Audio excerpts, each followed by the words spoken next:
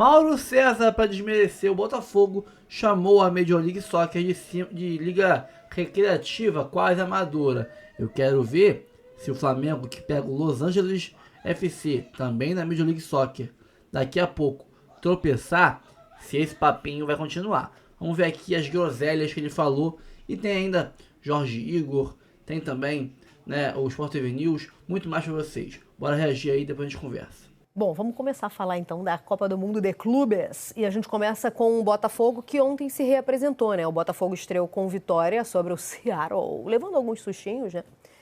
Termina o jogo em 2-1. E ontem, quem não participou da partida ou jogou poucos minutos, fez um treino regenerativo. A cobertura completa está lá no nosso ge.globo, tá? Essa foi a reapresentação, então, depois da vitória na primeira partida pela Copa do Mundo de Clubes. Vou dar a minutagem aqui, ó. Atletas que atuaram por mais de 60 minutos ficaram no hotel, tá? Trabalhando regeneração e a parte física. Então, mais de 60 minutos. Menos do que isso, estavam em campo ontem, treinando na reapresentação. Vini, vou aproveitar aqui o gancho do regenerativo para trazer de novo a fala do Paiva, depois do jogo, destacando a intensidade do Seattle. Próximo desafio, a Tarja já está lembrando, próximo desafio é quinta-feira contra o PSG. Se a maior dificuldade do Botafogo contra o Seattle foi, de fato, a questão física, né, com a intensidade que a equipe americana imprimiu. É preocupante. É preocupante, né, para quinta-feira. Sem dúvida. Tanto é que dos brasileiros, a gente vai ver o último estrear hoje, o Fluminense, mas dos brasileiros, apesar da vitória, eu acho que foi o time que teve o desempenho mais abaixo, mesmo o Palmeiras não tendo vencido. Acho que o Palmeiras jogou melhor e enfrentou um adversário mais complicado, exatamente. Então, o Botafogo deixou uma má primeira impressão, fez o que precisava fazer, precisava vencer de 0-0, venceu um pouco mais, venceu de 1 gol de diferença, 2-1. Acho que era um jogo que, inclusive, tinha a possibilidade de você tentar fazer saldo, então valeu só pela vitória, mas o desempenho foi ruim e 1 gol de diferença só também é muito ruim, né, nesse grupo, né, que você já sabe que o PSG é o grande favorito e aí você vai tentar brigar mais com o Atlético de Madrid. Imagino que o Atlético vai sobrar para cima do Seattle. Então, eu acho que o Botafogo não deixou uma boa primeira impressão e vai ter uma parada ainda mais complicada nessa quinta, né? Pois é, eu tô vendo torcedores, até recuperei aqui, eu tô vendo torcedores comparando o Mastriani com o Patrick de Paula, porque o Renato Paiva recupera o Patrick de Paula. Então tem torcedor chamando o Mastriani de novo Patrick de Paula. Eu não sei se é uma comparação. Não sei. Okay. O Patrick custou uma bala, o Mastriani veio aí, né, como um jogador que estava encostado no time de Série B. Não sei se a comparação é justa exatamente pela diferença de... Não, então, mas o Patrick custou uma bala no erro. Se recuperou assim também. Não, eu acho que recupera porque ele já não jogava no Palmeiras também. O Renato ele só deu minutagem pro Patrick de Paula. Agora, dizer que ele se recuperou e que ele tá jogando bola, eu acho que não. Então, mas aí vamos lá. O Patrick de Paula custa uma baba num erro. Num erro. Num erro. O Botafogo contratou errado. Não é que assim, vamos lá. O Palmeiras contrata o Vitor Roque sobre uma expectativa que eu acho que todo mundo tinha. Isso. E ainda não se confirmou, pode ser que se confirme. O Patrick de Paula é contratado a um valor assim, que ninguém entendeu exatamente o que o Palmeiras olha e fala assim, opa... É o negócio da China. Beleza. Beleza. Tá bom, isso é muito bom. Mas ele, de fato, volta a jogar. Volta a jogar significa que ele volta a ser escalado. Coisa que não estava acontecendo no Palmeiras. E ele volta a jogar num contexto muito caótico. Isso. Onde os 2, 3 primeiros meses do Botafogo foram inexistentes, onde mas não vocês acharam sabia ruim nem... as participações do mas foram ruins? não bom o suficiente para quando o time está completo. Ele sobrou. Ele é a primeira escolha.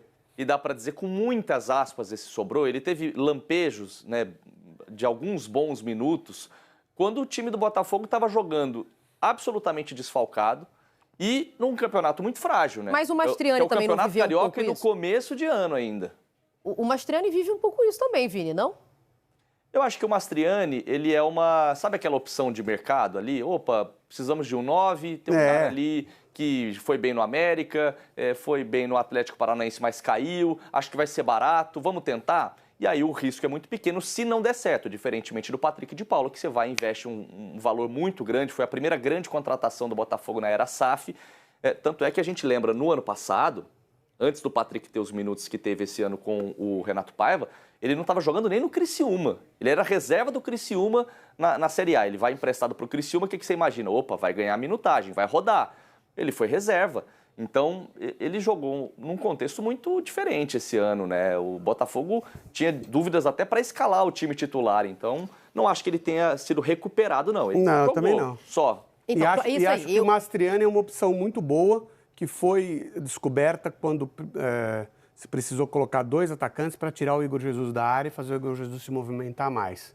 Tá? Então, assim, acho que a contribuição do Mastriani nesse momento, que mesmo sendo pequena, ela é maior do que a do Patrick de Paula. Mas eu acho que a comparação para aí, quando a gente fala em ver jogando novamente, ponto. Acho que para aí. E assim, dito isso, nenhum outro. Não, o Botafogo vai pegar o Paris Saint-Germain, tá? Se for achar que vai ganhar, para ganhar esse jogo, para empatar esse jogo, vai precisar de muito, mas é de muito do Igor Jesus, é de muito dos novos contratados, é de muito do John, é de muito do Jair, do Barbosa. Mas o Renato Paiva apostou no Mastriani no primeiro jogo, tá? Sim, por conta dessa necessidade de ter um centroavante para fazer a movimentação. Mas quase não apareceu.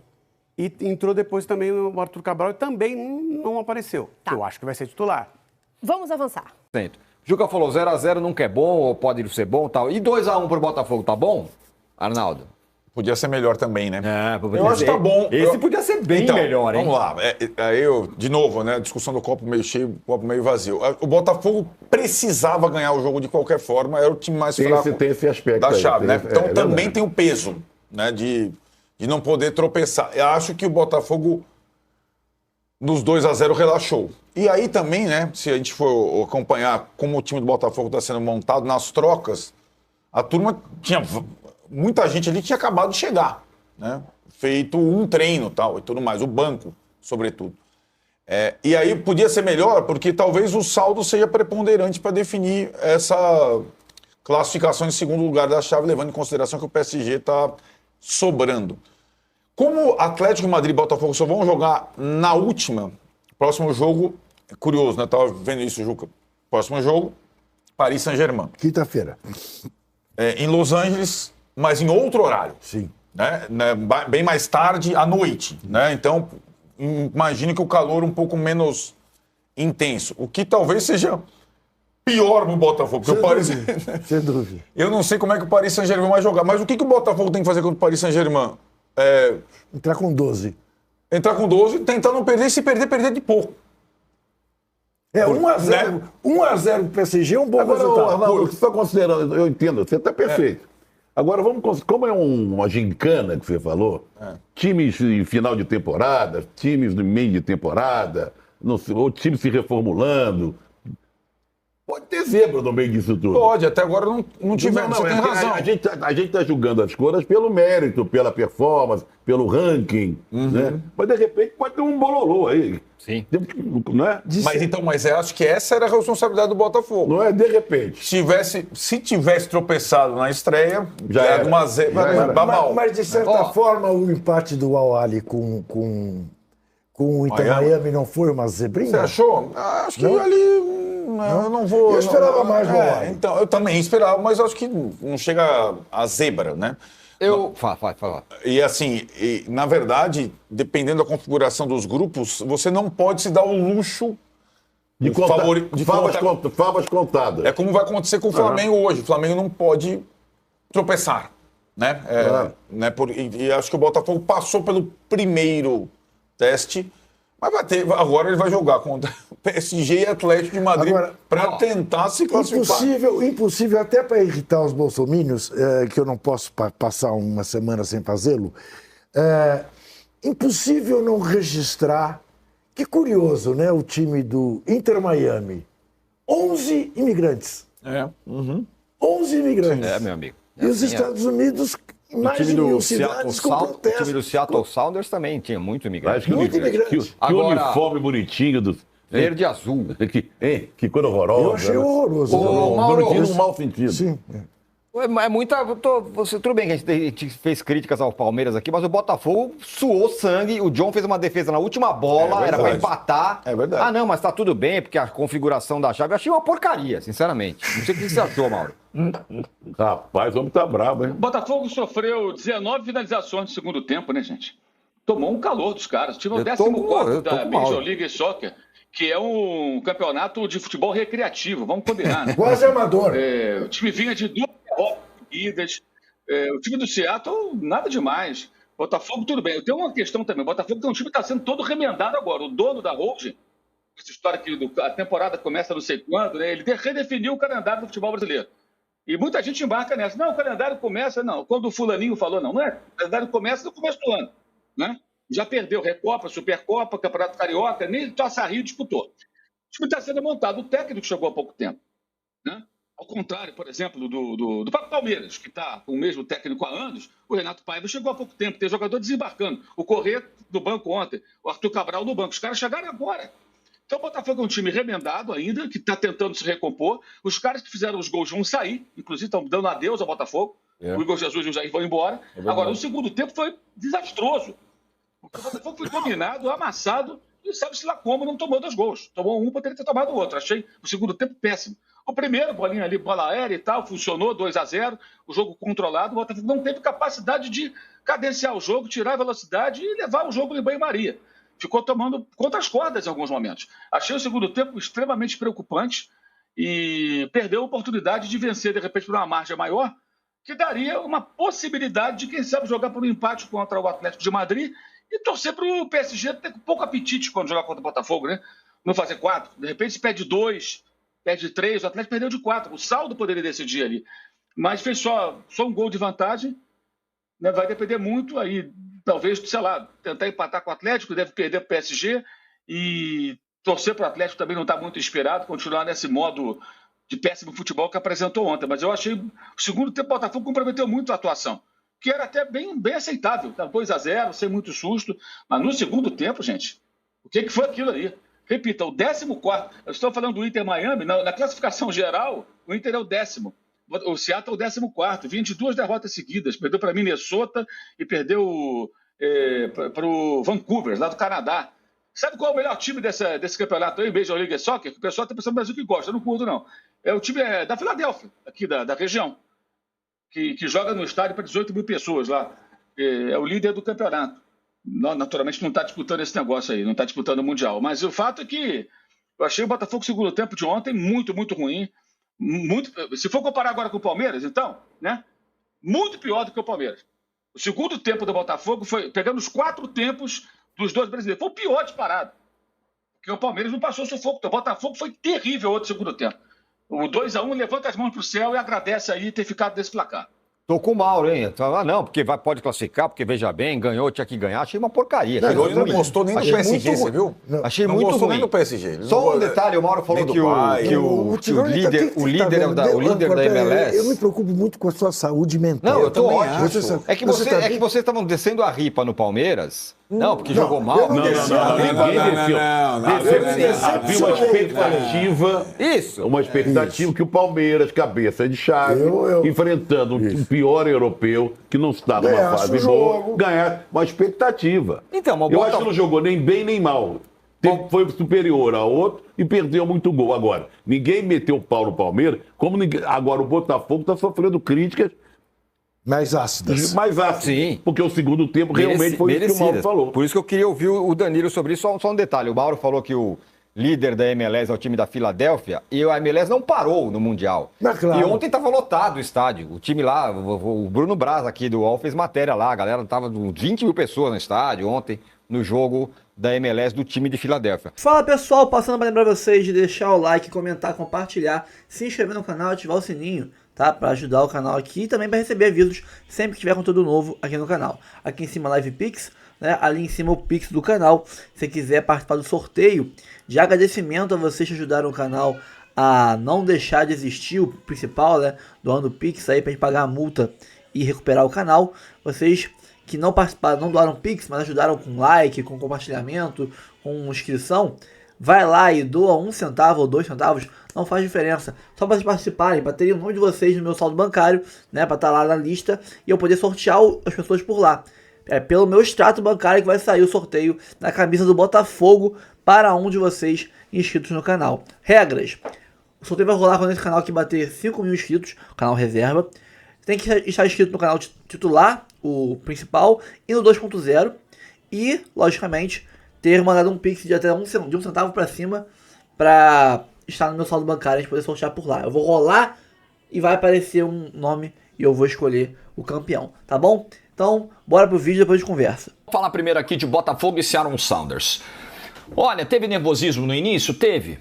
Absolutamente normal e esperado. Estreia, né? Toda aquela dificuldade que você vai imaginar, tudo mais. Normal, alguns erros de passe, o time um pouco nervoso.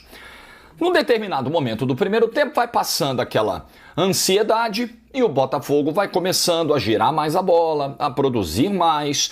E foi numa dessas em que o Botafogo trabalhou bastante a bola que o Arthur acabou sofrendo uma falta do Tolô, né, se não me engano, lateral esquerdo do Seattle Sounders. E aí, levantamento para a área, gol do Jair, 1-0. Dá uma tranquilidade para um time que claramente começou tenso. Eu já estou preparando aqui as estatísticas e vou mostrar para vocês daqui a pouquinho. Então, aos 28, sai o gol.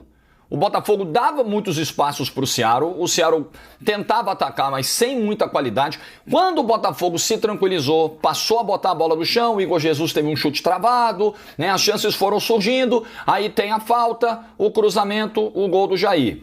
Segundo gol, é o Botafogo trabalhando de novo a bola, é uma jogada de linha de fundo, o Vitinho chega, cruza, o Igor Jesus faz o 2-0. Ficou um primeiro tempo, a partir ali dos 15, 20, ficou um primeiro tempo mais tranquilo para o Botafogo e dando uma sensação para a gente de que, olha, a volta para o segundo tempo pode ser uma volta aí de uns 3, 4, vamos pensar em saldo, porque vai que você precisa do saldo lá na frente para classificar, era jogo para isso. Tava ali no intervalo conversando com meu filho sobre isso, falei, ó, é para fazer saldo, o jogo é para isso. Muito bem. Aí vem o Paiva. Aí começa o Paiva. Já começa com a escalação com os dois atacantes, o Mastriani ao lado do Igor Jesus. Não que isso seja necessariamente um problema. O que eu acho que tem sido um problema é como o Savarino tem sido sacrificado desde a chegada do Renato Paiva para acomodar diferentes jogadores ou situações em campo. A gente lembra do que foi o desastre para acomodar o Patrick de Paula do time, naquela operação, parecia ser, né? Uma operação resgate, uma operação salvação do Patrick de Paula. Tudo bem, você salva o Patrick de Paula e ferra o time. Aí acho que entenderam que não fazia muito sentido, né? Deram todas as chances, mudaram o posicionamento do Savarino, deu no que deu. Patrick de Paula já virou carta fora do baralho do time titular. E aí você tem o Savarino tendo que jogar aberto pelo lado esquerdo, o Mastriani pouco produz. Se você coloca o segundo atacante ao lado do Igor Jesus, que vai sacrificar o Savarino, mas o Mastriani vai te entregar gol, movimentação, pivô, vai ser um cara participativo, você fala, beleza, né? Eu tô descobrindo aqui, mas ali eu tô... Não é isso que acontece. E você sacrifica o Savarino, você pede poder de marcação também pelo lado esquerdo. Se você quiser que o Savarino recomponha, dê combate, marque, não é o caso. É muito melhor você ter o Cuiabano ali como ponta esquerda, não como lateral esquerdo, né? Não ter ido bem ali, mas como um ponta que faz essa pressão, que ajuda na marcação, que faz uma dobra. Então, eu sei que o Savarino também não está num grande ano. Fisicamente o Savarino não me parece 100%. Tecnicamente, algumas tomadas ruins de decisão, ontem também, mas tem um pouco do aspecto tático. E aí vem o Paiva no segundo tempo. E o Paiva, tudo bem, vai lá e vai tirar o Mastriani. Aí ele põe o Correa. E aí qual é a questão quando põe o Correa? O Correa não tem entrosamento, óbvio, né? Acabou de chegar, chegou essa semana.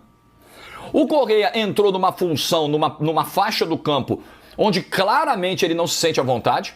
O Paiva chegou a colocar, até volante ele foi, mas o Paiva colocou ele aberto na esquerda, como um ponta. O Correa não é ponta, ok? Correa, Paiva, atenção Paiva, Correa não é ponta. Correa é, no máximo ali, um segundo atacante, um jogador que pode vir até um pouco por dentro. Correia não é ponta. E o Correia apareceu perdidão. Muita vontade, tá? Chegou meio ansioso, meio afobado, blá, blá, blá, mas apareceu completamente perdidão. Normal, né? Até sai uma jogada com ele, com o Santi na parte final do jogo, né? Com outras mudanças que o Paiva foram fazendo, que o goleiro pega com o pé. Eu acho que foi a única chance realmente clara, bem clara, que o Botafogo criou no segundo tempo. Vamos ver números do Flash Score aí, ó. Estatísticas do jogo. O Seattle terminou com mais posse, 60-40, e com quase o dobro de finalizações, 23-12. Sendo que, dessas 23, 19 foram no segundo tempo. Porque o Botafogo ele foi se desarrumando com as mudanças que fez o Paiva. Ele foi se desorganizando. Tudo bem, porque contratou o Correia e o Arthur Cabral. E aí, pô, se você contratou e inscreveu no Mundial, pô, eles estão prontos para jogar. Não necessariamente você tem que botar para jogar porque contratou, porque eles chegaram agora para o Mundial. Se houver a necessidade, né, numa circunstância, se for obrigatório colocá-los, você vai colocar. Agora, você não precisa botar o Correia para jogar um tempo inteiro, jogar 45 minutos sem o mínimo de entrosamento, numa função que não é a dele, simplesmente para, não, vou botar para jogar. Me pareceu um pouco isso, né? Eu tô com os dois aqui, depois ele botou o Arthur Cabral para jogar ali junto com o Igor Jesus, aí o Igor Jesus virou ponta. Foi começando a virar uma desorganização para colocar os dois, sem que houvesse a necessidade disso. Eu acho que esse é o ponto. Você fazer o Correia entrar de ponta esquerda e depois virar volante, você fazer o Igor Jesus jogar de ponta esquerda, vindo também pegar a bola como se fosse um meia armador, por dentro, saindo da área, simplesmente para colocar dois jogadores que chegaram agora, que não tem ritmo e não tem entrosamento, não faz sentido na minha cabeça. Então o Botafogo, por culpa do seu treinador, perdeu a oportunidade de golear e pior, tomou um gol do Seattle Sounders e tomou pressão no final e o John teve que fazer defesa aos 48 do segundo tempo para evitar o empate. Então, galera, é o seguinte, eu sei que o botafoguense, aquele mais otimista, vai falar, pô, cara, eu vou passar um pano aqui, porque é a estreia no Mundial, porque vai ficar pra história, o primeiro brasileiro a vencer no Mundial de 2025, no Super Mundial, no novo formato, foi o Botafogo, o primeiro gol do novo formato foi do Botafogo, o gol do Jair no primeiro tempo, nos 2 primeiros jogos da competição não tinha saído o gol. Beleza, acho legal, fica pra história, muito bacana, mas assim, tá, e aí? O primeiro gol do Engenhão, que na época era Engenhão, era João Avelange, hoje é Nilton, é o Nilton Santos, foi do Fluminense. E o Botafogo virou o jogo e ganhou 2-1. O que mudou? Acho que foi o Alex Dias. Eu tava lá na inauguração, 2007. Gol do Alex Dias. Primeiro gol da história do antigo João Avelange, agora Nilton Santos. Tá, e daí? O Botafogo ganhou o jogo, o Botafogo é o dono do estádio, o Botafogo ganhou um campeonato brasileiro lá. Então, beleza, tem algum valor histórico, mas eu acho que o que é mais importante, o que fica pra mim do jogo de ontem, é que o Renato Paiva cometeu erros que ele não pode cometer contra o Paris Saint-Germain na quinta-feira. De jeito nenhum. Não dá pra simplesmente, eu vou botar o Correia, eu vou botar o Arthur Cabral, porque eles chegaram agora, o Textor tá aí, eu tenho que botar pra jogar. Não tem que botar pra jogar, só se houver necessidade. Contra o Paris Saint-Germain é outro papo. E o time vai ter, e aí não só a Renato Paiva, o time vai ter que mostrar um pouco mais de atenção, de concentração na marcação, não pode afrouxar tanto, não pode tomar 19 finalizações do limitado, do fraco Seattle Sounders. Meu Deus do céu, é uma distância técnica de um time para o outro que chega a ser brutal e que poderia ter se refletido no placar se o Botafogo não errasse tanto. Se o Botafogo tivesse, por exemplo, concluído, teve uma chance com o Arthur também no início do segundo tempo, teve essa do Santi, mas se o Botafogo não tivesse se desarrumado tanto, sabe? Se desorganizado tanto, era o Botafogo botar a bola no chão e o espaço aparecia desde o primeiro tempo do jogo. Então, não dá para abordar, para ter essa abordagem, principalmente pegada no meio-campo, quinta-feira contra o Paris Saint-Germain. Não dá. Não dá pra você afrouxar tanto, não dá pra você perder o meio-campo, como o Botafogo perdeu ontem, contra o melhor time da Europa hoje, o melhor time do mundo hoje, o campeão da Champions League, que é o Paris Saint-Germain. Então, eu espero que os riscos que o Paiva correu ontem, ele tenha clareza de que ele não pode correr nos próximos 2 jogos. Que ele tenha clareza de que Correia e Arthur Cabral vão ajudar quando estiverem adaptados, encaixados nas suas respectivas funções, principalmente o Correia. Entender que não é necessário, não é produtivo sacrificar o Savarino para ter o Mastriani ao lado do Igor Jesus, para você ter 2 atacantes. Eu espero que o Paiva tenha aprendido a lição. E eu espero que você baixe agora o Flash Score, o app que eu uso para as minhas análises ao longo do Mundial. Você vai ter aqui muitas estatísticas que a galera sempre acompanha lá, sempre vai trazendo para você. Placar ao vivo, classificação ao vivo de cada grupo quando a bola está rolando, estatísticas em tempo real, um app completo. Você pode baixar na loja de aplicativos aí da Apple, do Android ou no meu link que eu deixo na descrição. Baixando lá, você me dá uma moral. Flash Score.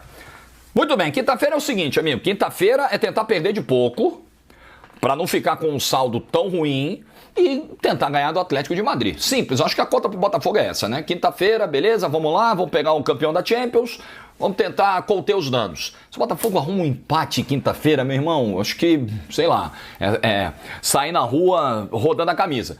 Acho muito difícil, muito difícil. Vamos falar do Palmeiras aqui, pra gente fechar esse vídeo de hoje. 11 milhões de reais, tá? A vitória. Papai John tá feliz, né? 11 milhões de reais o Botafogo arrecadou, 2 milhões de dólares, né? Como tá quase 6, dá quase 12. 11,1 milhões o Botafogo ganha, é o que tá no regulamento da competição. Cada vitória na fase de grupos tem essa grana aí em dinheiro, um prêmio maravilhoso que o Botafogo leva. Vamos falar aqui do que foi o jogo do Palmeiras. Eu também vou abrir aqui as estatísticas do Flash Score para mostrar para você. Eu acho que fica um gosto. O gosto do Botafogo não ficou amargo, porque o time ganhou o jogo, fez os 3 pontos, beleza, fez lá a obrigação contra o adversário mais fraco do grupo. Mas ficou uma sensação de, porra, não precisava sofrer tanto assim. Então é isso, pessoal, ficamos por aqui. Relembrando, quando esse canal aqui bater 5 mil inscritos, como um agradecimento a vocês todos que ajudaram a erguer esse canal e também a salvar o outro canal, a erguer o 2.0 e a salvar o canal principal, vou sortear uma camisa do Fogão da Jet Sport para vocês, tá? Regras, já falei. Quando bater 5 mil inscritos aqui no canal reserva, a gente faz o sorteio. Tem que estar inscrito o vencedor nos 2 canais e, logicamente, tem que mandar um Pix, mas é só de centavos. Manda centavinhos, só para você aparecer nos meus Pix. Não precisa ser um Pix de 10 reais, não. É um Pix de centavinhos, só para você aparecer a listagem do meu banco lá de Pix, porque é por lá que eu vou sortear um nome e a pessoa vai ser a vencedora. Então, eu preciso que vocês, mandem 1 centavo, 2 centavos, não interessa, tá? Não faz diferença pra mim, é só agradecer vocês, mas eu acho justo que também quem não doou, mas ajudou dando like, se inscrevendo, compartilhando meu pedido de ajuda na época, também ajudou muita gente, então merece concorrer a esse presente que eu vou dar pra vocês, tá bom? Muito obrigado pela ajuda, salvamos o canal, vamos seguir trabalhando e agora é fogão no Mundial e daí pra frente é só pra cima. Vamos pra cima, um abraço a todos, até o próximo vídeo, valeu! Curta, comente, compartilhe, né? Faz aquele passo a passo todo, tá? E aqui embaixo tem link do Jet Sport pra você comprar a melhor camisa que você quiser, tem todos os modelos lá, tá bom? Um abraço, fui!